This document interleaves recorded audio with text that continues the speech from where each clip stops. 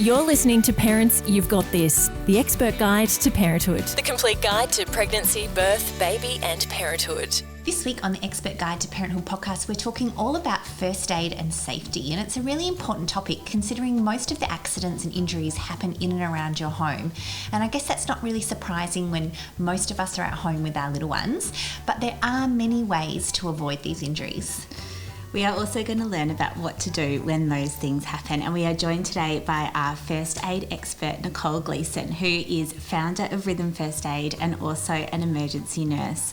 She is a mother. She has worked in a large tertiary hospital for more than a decade, and so she is beautifully placed today to come and share her expert information and advice with us. Welcome, Nicole. Thank you so much for joining us today on the podcast. Thanks for having me, ladies. Now, let's talk a little bit about what's normal with our little ones. You know, we know that children get sick all the time, but we hear that 12 to 14 viruses a year can be normal. How do we know if our little one is more sick than that and we need to seek help? Yeah, sure. The number of 12 to 14 illnesses a year certainly is a little bit intimidating. Yeah, like one a month more. Yeah, and often those illnesses are crammed into those winter months as well. So it will feel quite relentless at times, but not all illnesses are really serious illness. Most of them are really minor, mild type illnesses. Whenever your child is unwell, there's three things you need to keep an eye on. And those three things will help you to, I guess, assess how unwell your child is. And those three things are their behaviour, so their appearance. Are they really flat and lethargic? Are they difficult to rouse? Are they really inconsolable? Or on the other end of that spectrum, are they really irritable, really hard to settle despite giving them pain relief?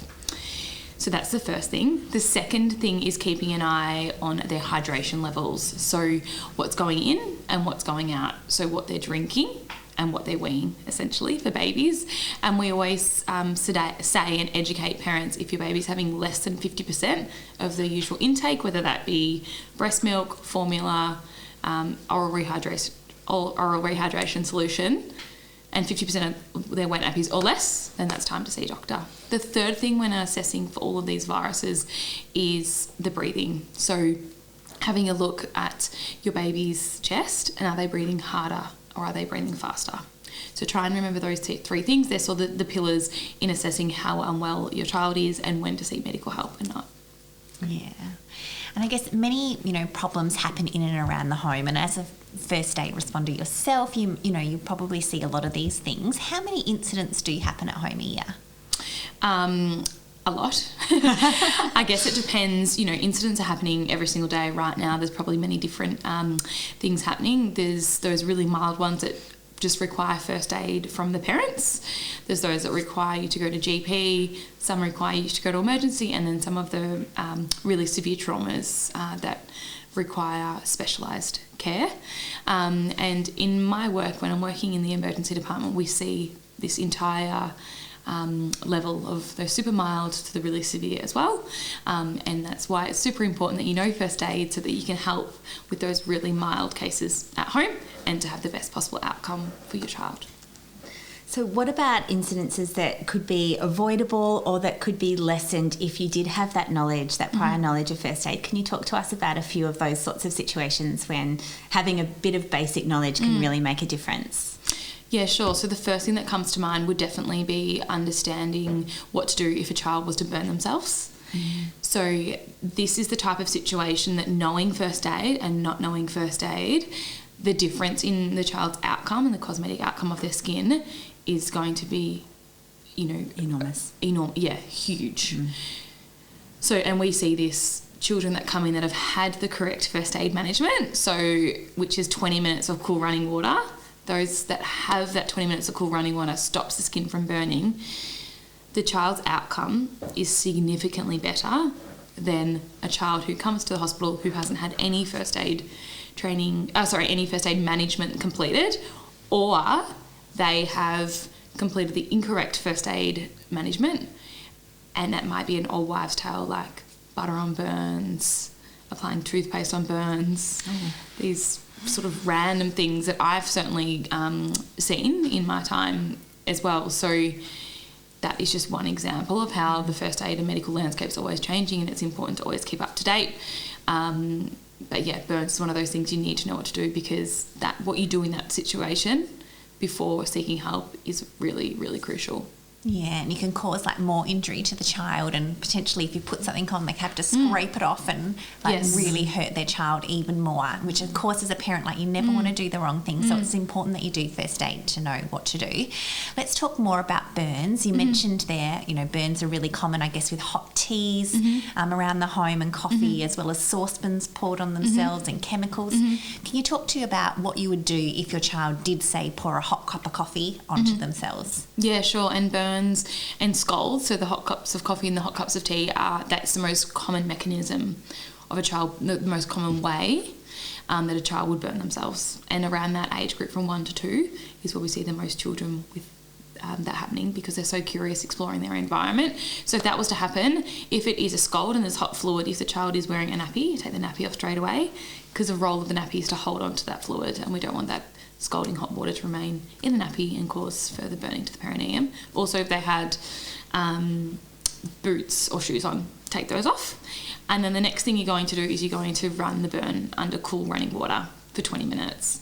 So you'd remove any clothes that are not stuck to the burn. You'd remove any jewellery or anything that is circumferential, so that goes the entire way round, such as a bangle or a ring, because we don't want that burn to... we don't want the jewellery, for example, to cause a secondary injury for the burn. Yes. Depending on where the burn is, you may be able to run the burn under cool running water in the tap, in the kitchen or the laundry, but most of the time in that toddler age group, the best way to cool them is to actually take them into the shower with you.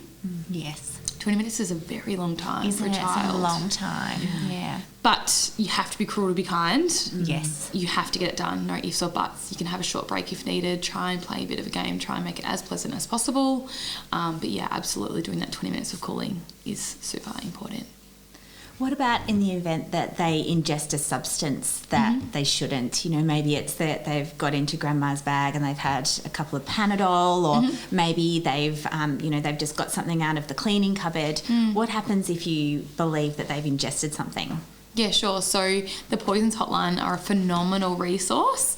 And if you were a bit suspicious, like, oh, maybe they've ingested something, or I'm not sure how much, or you notice that something might be missing, you'd call the Poisons Hotline for advice. So 131126 is their number. And they are phenomenal. You'll get through to a toxicologist, and they'll ask you how much does your child weigh.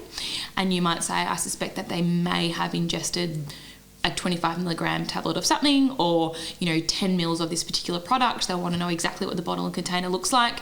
They want to know how much your child weighs, and they'll calculate, is that potentially dangerous or not. They'll be able to give you their expert advice of, it's okay, stay at home, nothing will happen. They might vomit once or twice. Observe at home, go to emergency, call 000. If your child has been poisoned by something, if they've ingested something, and they look unwell, so they're symptomatic, then the recommendation is to call 000.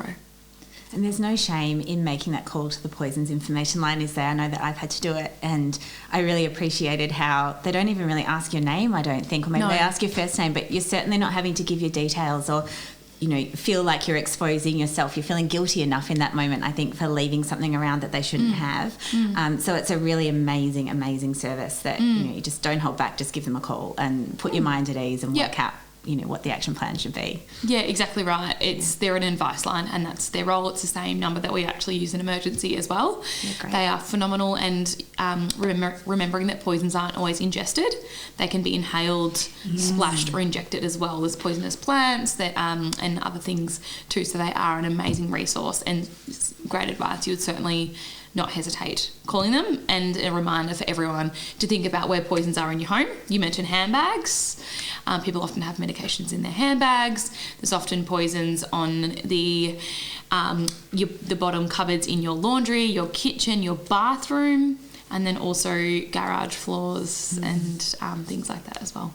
Yeah, and I think too, encouraging your grandparents to do a first aid course as well if they're going to be looking after your little ones, because you do forget that you know, and how quickly they start to get on the move and crawl around. And I think too, with Instagram, a lot of people want these beautiful laundries with like glass jars, but then potentially if you're pouring liquids into them and then the kid gets up there and gets one of them, you don't actually know what's inside those containers. So it's important to make sure you do a first aid training course, and of course look at Kids Safe for all of their tips and tricks around how to baby proof your home. Yeah, absolutely. Kids Safe have an amazing safety in the home checklist that we often refer parents to as well. It's really helpful. Yeah, and we've got a great podcast with Mel, our safety expert from Kids Safe, so check that one out. So another common issue that kids have in regards to first aid is cuts and grazes. How do you treat those as a parent? They're so common with little ones. Yeah, stock up on Band-Aids.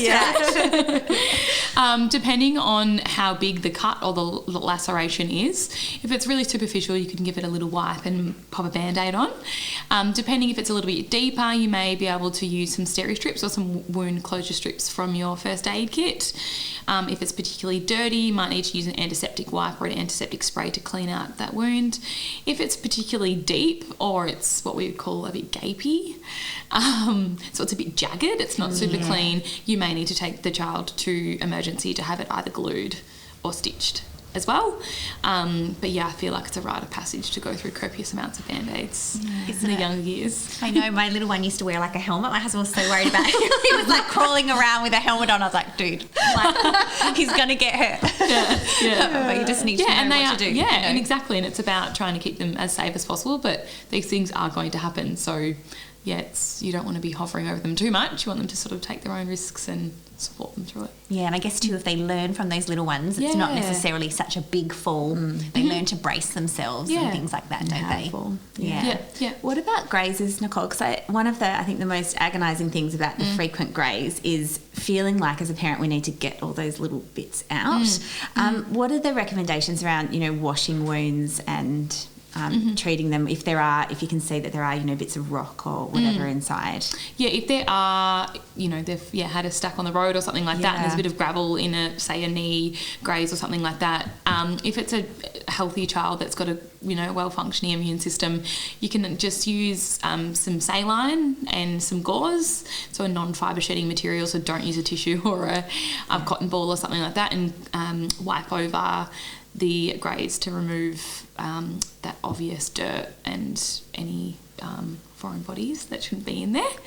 And you can use a first aid, like an antibacterial spray or something like that if you'd like, and then you can put a Band-Aid on, but you don't have to cover it. Yeah. Okay. What about bumps and falls? I mean, that's a rite of passage in some ways. Like we're talking about when you start to cruise or you start crawling, you might start falling over or tumbling. And I guess you want to make sure you've always got a hand on them on the change table, because that's the moment that they'll first roll. But how do you respond if your child has a bump or a fall? Yeah, so our biggest concern with a bump or a fall is a head injury. And with head injuries, you'd be monitoring for any signs of a severe head injury, and because for moderate or severe head injuries, that's when we need to call an ambulance or be heading to the emergency department. And some symptoms, things you might see if a child has a severe head injury, well, firstly, if they were unconscious, so if you weren't able to wake them up, you'd certainly be calling 000. If a child had a fall and they were having a seizure, so they were either really stiff or they had jerking movements, you'd be calling 000.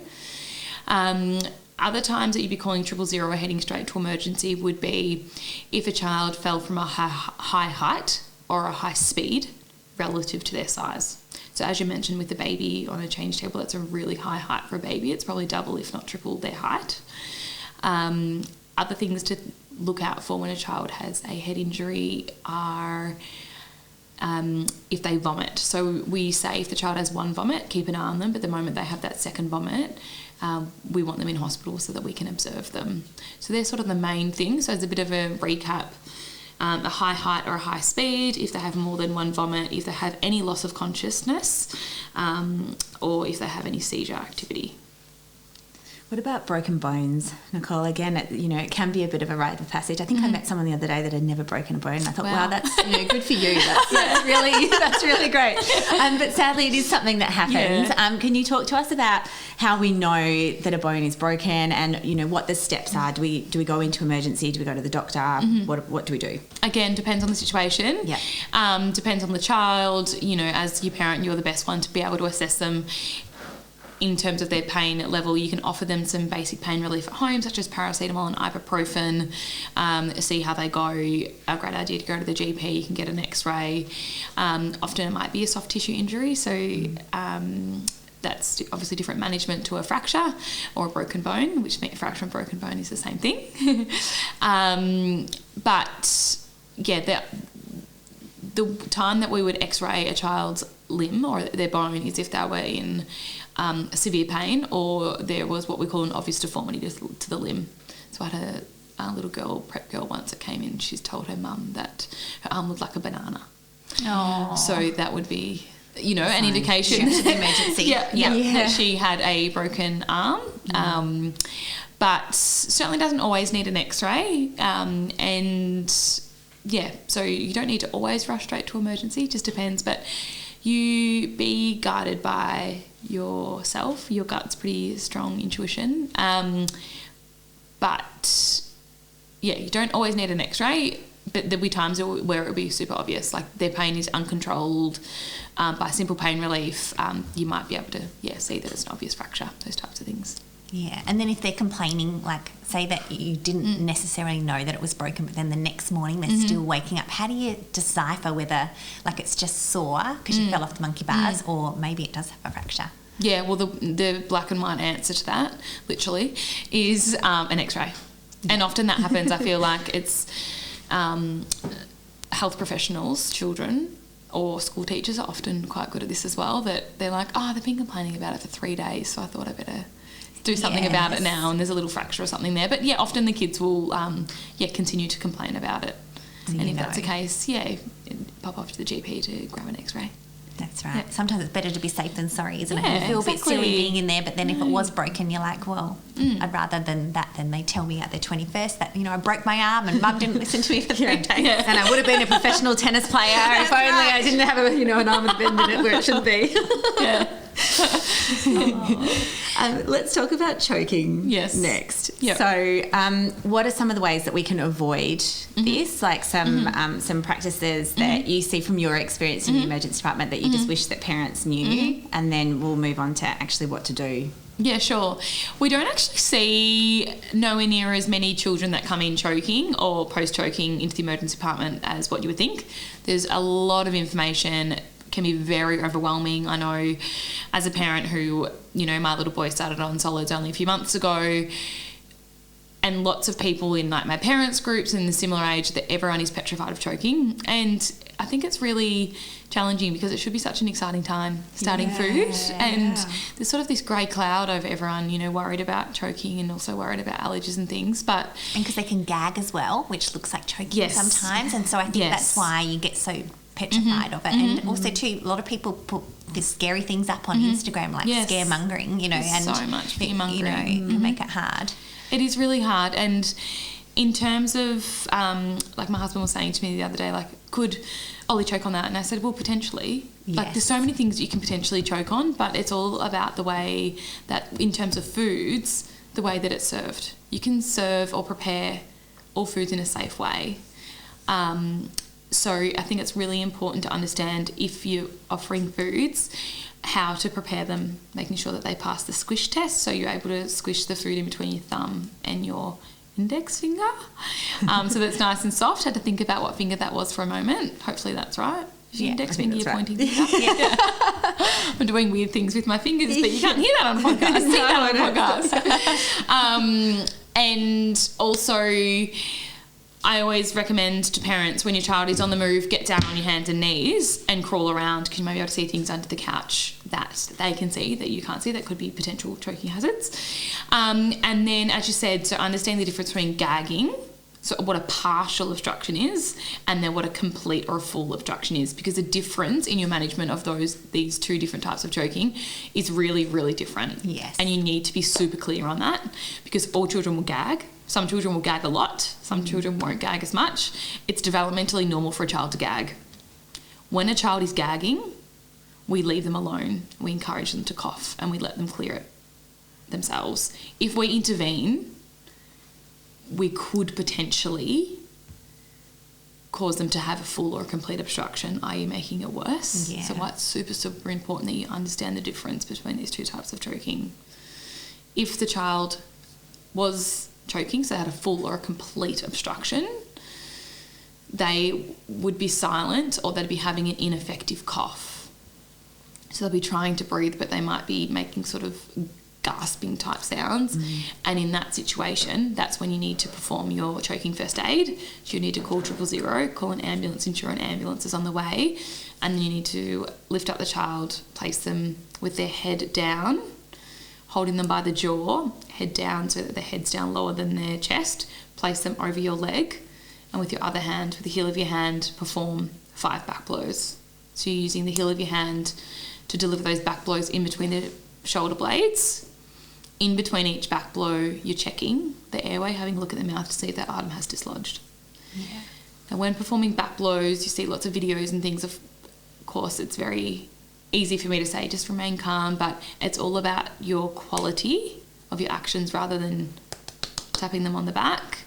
You want to be really firm and purposeful with those back blows.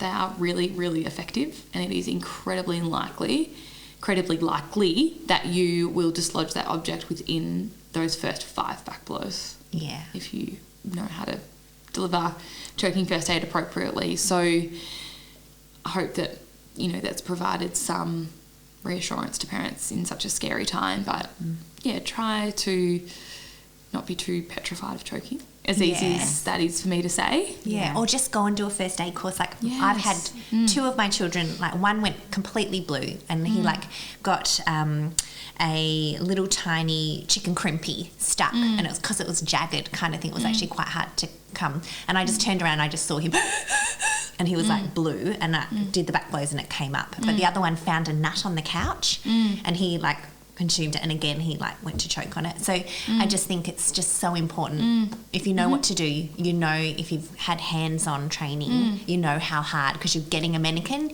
you're having someone like yourself to show you that yes, that's the correct amount of back blows, and then you can sort of remain calm in some ways if you know how to respond. Something kicks in of I'm going to keep my kid alive. Absolutely. And like you said, practicing that action and ensuring that the child is in the optimised position and things like that.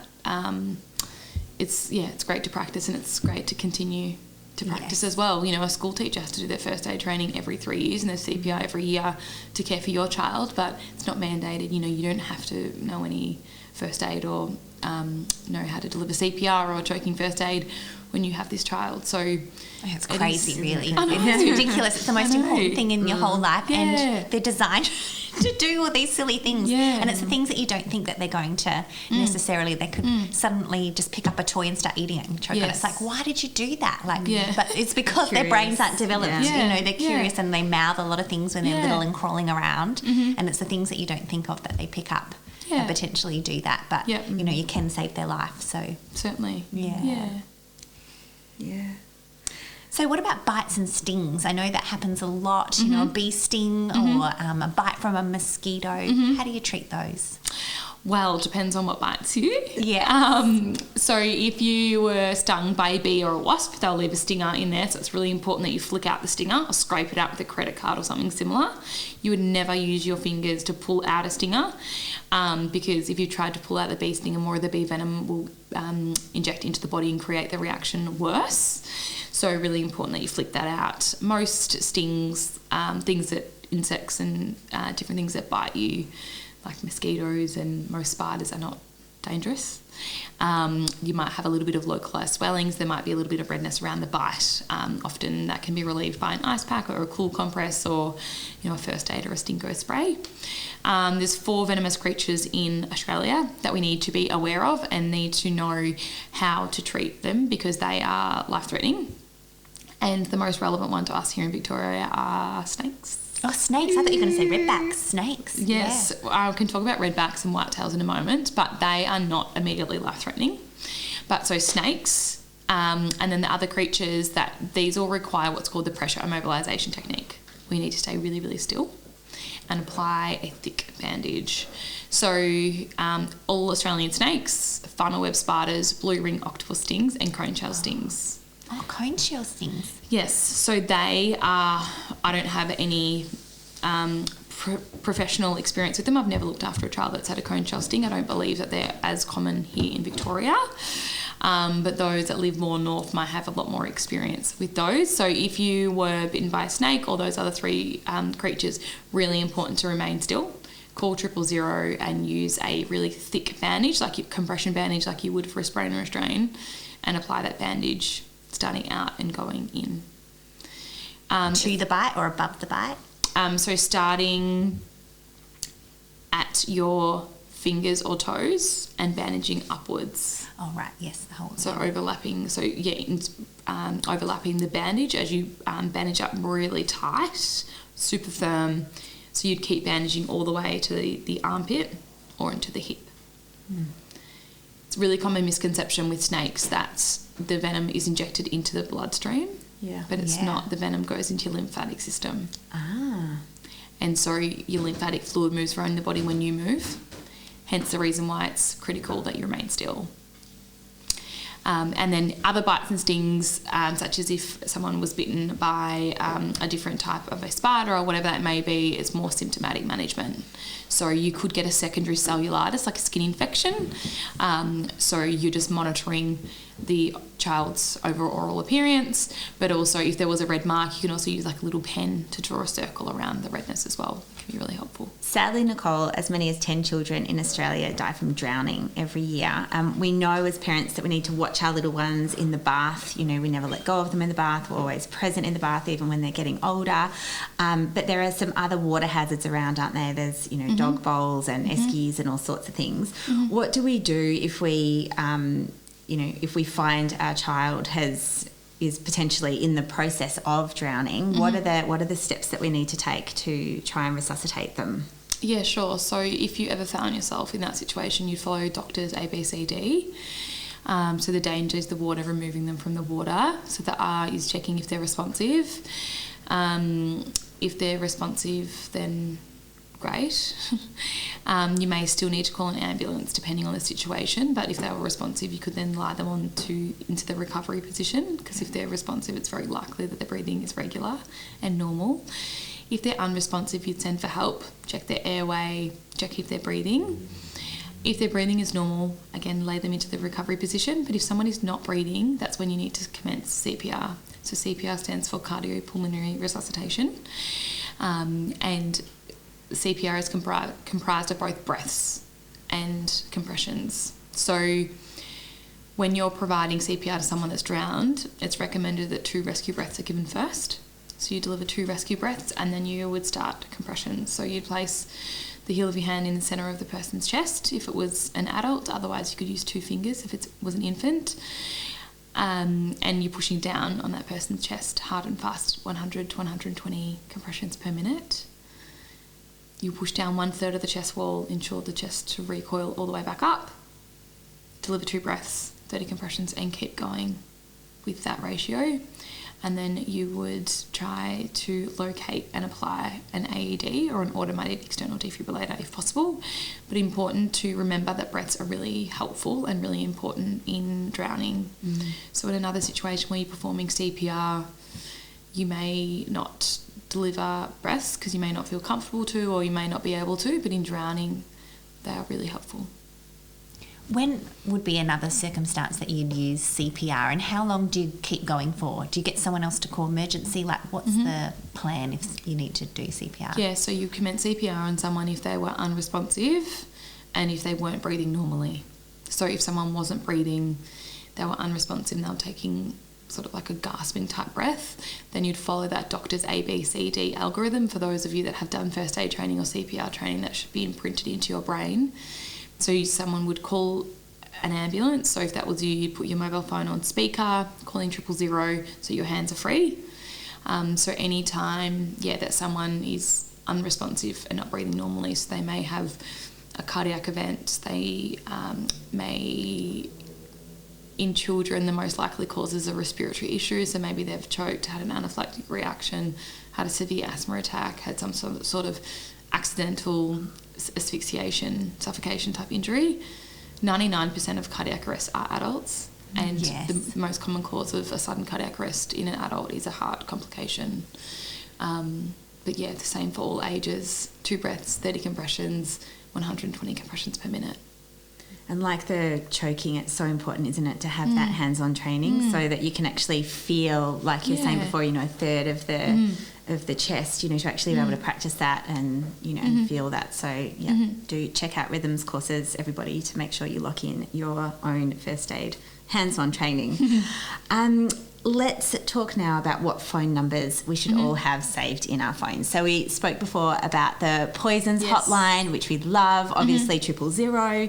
What are some of the other ones that you would suggest that parents have saved? I think if you've got a little baby, the maternal child health line is a great line that parents can phone if they have questions. No question is too silly, potentially your baby's really unsettled or different things like that. Nurse on call can be a great line to call as well, keeping in mind that these type of phone lines, they can't assess your child, and so a lot of the time they may refer you to a GP or to an emergency department.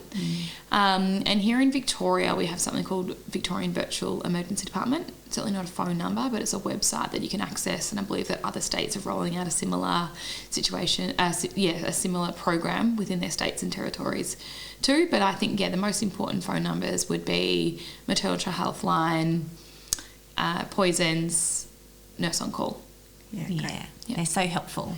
Put them in your phone now. Yeah. And so I guess out of listening to this, it's obviously so important that we all do a first aid course, but it's good to have a first aid kit at your home for all these, common scrapes and things that happen. You've got an amazing kit that you've developed yourself. Do you want to tell us a little bit about what you think the most important aspects of having a first aid kit are? Yeah, sure. Yeah, so we developed these first aid kits because we constantly had parents asking us, what should I include in a first aid kit? I sort of don't want to waste my money because a lot of first aid like dressings and things are really expensive. It's hard to know what's recommended on children and what's not. For example, like burn gels and burn creams are not recommended on babies and children, so we haven't included that in the first aid kit. I would say the most used items in a first aid kit would be Band-Aids, would be... Absolutely. All shapes and sizes. Yes, not only kids Band-Aids, but all types of Band-Aids. Wound closure strips often get quite the workout, so little steri strips for cuts that are a little bit deeper than needing just a Band-Aid. In our first aid kit, we have a digital under-the-arm thermometer, so really important. I could talk about this for about an hour, but the importance on having an under-the-arm thermometer if you have got a baby. It's the most accurate way to check their temperature. We've got specific snake bite, bandages, lots of different Band-Aids. We've even got a pack of kid stickers in there because sometimes stickers make everything better. Oh, I love that. Ice packs, lots of different types of dressings, saline to clean out wounds. We've got antiseptic wound sprays. We've got splinter removal probes. These ones are good. They're amazing. Oh, that's a good idea. Some of those. Yeah. Yes, they're really, really helpful. Lots of different types of dressings and bandages, tweezers, slings, some antiseptic spray. There's 123 items in there, and they're all in these beautiful, sustainable timber handmade boxes. Yeah, they're beautiful. We've done a fantastic job, and it just makes the parents' life so much easier to know that what they need is inside there. You've done the thinking for them. Yeah, So- exactly. The idea is to ease that mental load, to think, I've done my first aid training, I've got the kit there, I don't need to worry. And parents' feedback is often that, they may purchase this when they are expecting or have a baby, but they tend to use quite a few things themselves. Yeah, that's right. Like it's designed for the whole family, and you're not, some people have the luxury of living, I shouldn't say luxury, but they're positioned geographically where they're really close to a pharmacy, but others, it may take half a day to get to the pharmacy, or, it's just good peace of mind knowing that you have everything available, and then you can easily refill it on our website as well. Yeah, that's great. And particularly like something like a cut or scrape, you need that Band-Aid straight away. And I'd also add, like your medicine cabinet, I'd put Panadol, because it's always 2 a.m. that they need Panadol, or like at the most uncomfortable times where you think that they need Panadol, you need to go and get it, don't you? Yeah, from a medications perspective, certainly paracetamol, ibuprofen, often good to have an oral rehydration solution Yes, that's in a there good as tip. well. Yeah, and icy poles, like that's like my tip. Yep. For parents is icy poles. It's like they don't want to take it, but an icy pole, it's like, actually I feel I don't mind an icy pole. Yeah, but then whatever. it's like you're getting like a bit of fluid in there. Yeah. When they're dehydrated, we don't mind what fluid they have. right. Anything, Anything's good. anything, jelly, whatever. Yeah, exactly. Any food is good. Yeah. Oh, Nicole, thank you so much for joining us on the podcast today and sharing so many amazing life-saving tips for parents, and also for showing us your wonderful first aid kit. Thank you for listening to the Expert Guide to Parenthood podcast. Never forget, parents. You've got this. Join a Parents You've Got This masterclass today to be prepared, excited and educated for pregnancy, birth, baby and parenthood. Visit www.parentsyouvegotthis.com.au and sign up for a masterclass today.